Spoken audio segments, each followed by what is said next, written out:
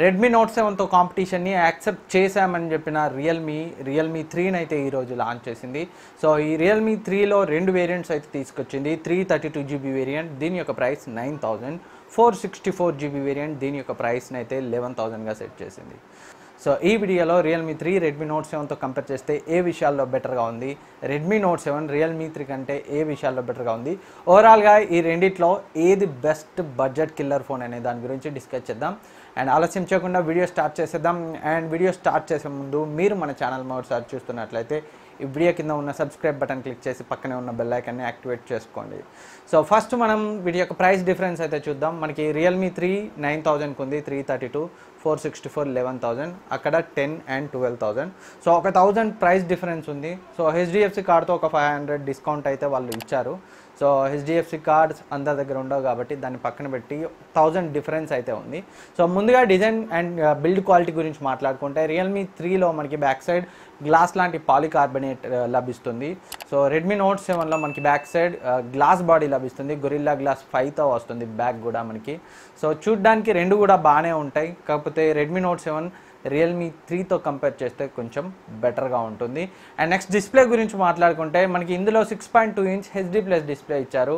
So competition ఇచ్చే వాళ్ళు at least full HD plus display అయినా తీసుకురావాలి, కానీ మనకి హెచ్డి ప్లస్ డిస్ప్లే అనేది తీసుకొచ్చి సో ఎలా బెటర్గా ఉంటుందని వాళ్ళు ముందే అనౌన్స్ చేశారో నాకు అర్థం కాలేదు. కానీ రెడ్మీ నోట్ 7లో వాళ్ళు ఫుల్ హెచ్డి ప్లస్ డిస్ప్లేని అయితే తీసుకొచ్చారు.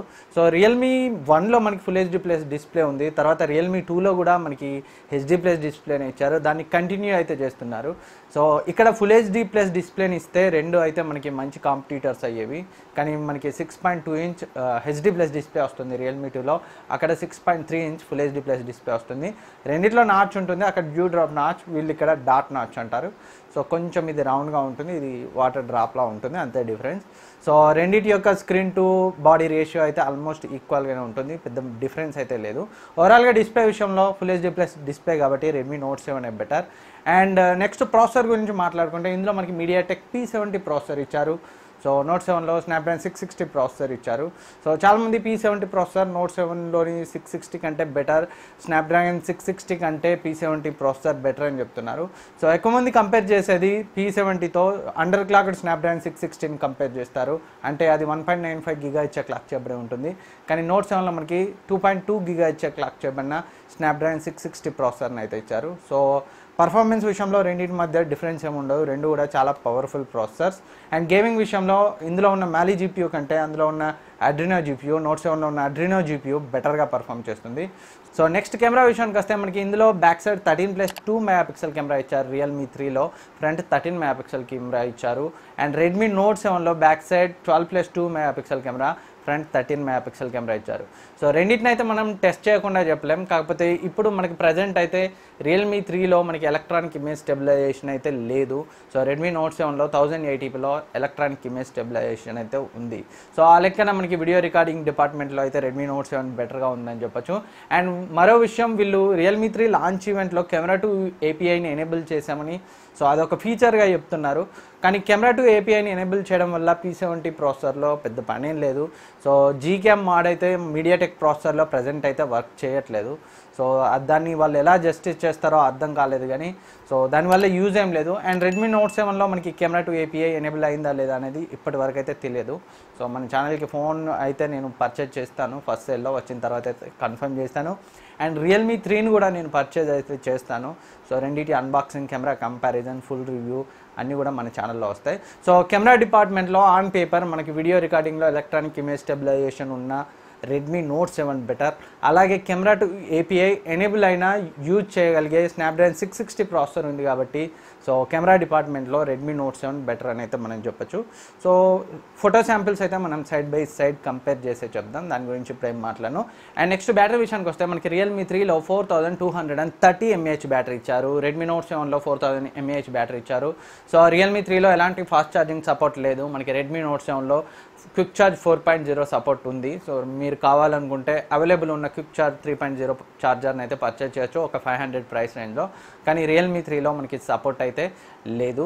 సో బ్యాటరీ డిపార్ట్మెంట్లో మనకి బ్యాటరీ లైఫ్ అయితే రియల్మీ 3లో ఎక్కువ వస్తుంది. సో 230 mAh బ్యాటరీ ఎక్కువ ఉండడమే కాదు, just HD plus display so తక్కువ బ్యాటరీని కన్జ్యూమ్ చేసుకుంటుంది కాబట్టి మనకి బ్యాటరీ అయితే కొంచెం ఎక్కువ వస్తుంది. అండ్ ఇది ప్రాసెసర్ P70 ప్రాసెసర్ కూడా 12 నానోమీటర్ ఆర్కిటెక్చర్పై బిల్డ్ అయింది, 660 14 నానోమీటర్. సో ఆ లెక్కన కూడా మనకి తక్కువ నానోమీటర్ ఆర్కిటెక్చర్పై బిల్డ్ అయింది కాబట్టి కొంచెం బ్యాటరీ లైఫ్ అయితే ఎక్కువ వస్తుంది. ఓవరాల్గా బ్యాటరీ లైఫ్ అయితే రియల్మీ 3లో మనకి బెటర్గా ఉంటుంది, కానీ ఫాస్ట్ ఛార్జింగ్ సపోర్ట్ అయితే మనకి రెడ్మీ నోట్ 7లో ఉంటుంది. అండ్ నెక్స్ట్ సాఫ్ట్వేర్ విషయానికి వస్తే రియల్మీ 3 మనకి Android 9 Pieతో వస్తుంది, ColorOS 6తో వస్తుంది. రెడ్మీ నోట్ 7 కూడా Android 9 Pieతో వస్తుంది, MIUI 10తో వస్తుంది.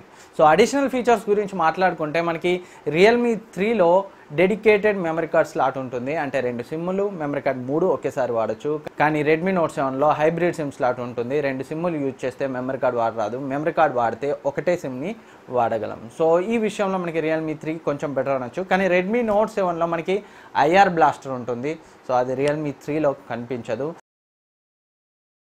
సో మొత్తం మీద రియల్మీ 3తో కంపేర్ చేస్తే మనకి రెడ్మీ నోట్ 7లో బెటర్గా ఉన్న విషయాలు ఒకసారి చూస్తే Type-C పోర్ట్ లభిస్తుంది, ఫాస్ట్ ఛార్జింగ్ లభిస్తుంది, 1080p electronic image stabilization video record చేయొచ్చు, ఫుల్ HD+ డిస్ప్లే లభిస్తుంది. సో అలాగే in case camera two API కనుక ఎనేబుల్ చేస్తే కనుక మనం స్నాప్డ్రాగన్ 660 ప్రాసెసర్ Gcam అయితే సపోర్ట్ చేస్తుంది. సో ఇన్ని విషయాల్లో మనకి రెడ్మీ నోట్ 7 రియల్మీ 3 కంటే బెటర్గా ఉంది. సో జస్ట్ ఒక 1000 ఎక్కువ పెట్టి పర్చేస్ చేస్తే మనకి ఇన్ని బెటర్ ఫీచర్స్ అయితే రెడ్మీ నోట్ 7లో లభిస్తాయి. సో ఇంతకుముందు నేను రియల్మీ 2 Pro మనకి స్నాప్డ్రాగన్ 660 ప్రాసెసర్తో ఫోన్ని 14,000లో లాంచ్ చేసినప్పుడు సో చాలామందికి రియల్మీ 2 Proనే సజెస్ట్ చేశాను. So best value for money ఫోన్నే వీలైనంత వరకు మన వ్యూవర్స్కి మంచి స్పెక్స్తో మంచి హార్డ్వేర్స్తో ఫోన్ రావాలని మాత్రమే నేను కోరుకుంటాను. సో రియల్మీ 3 నుంచి నేను ఇంకొంచెం బెటర్ కాంపిటీషన్ ఎక్స్పెక్ట్ చేశాను రెడ్మీ నోట్ 7తో. సో మీ ఒపీనియన్ కామెంట్ చేయండి, ఈ 2 ఫోన్స్లో ఏది బెటర్ వాల్యూ ఫర్ మనీ ఫోన్? సో మీ ఒపీనియన్ని కామెంట్ చేయండి.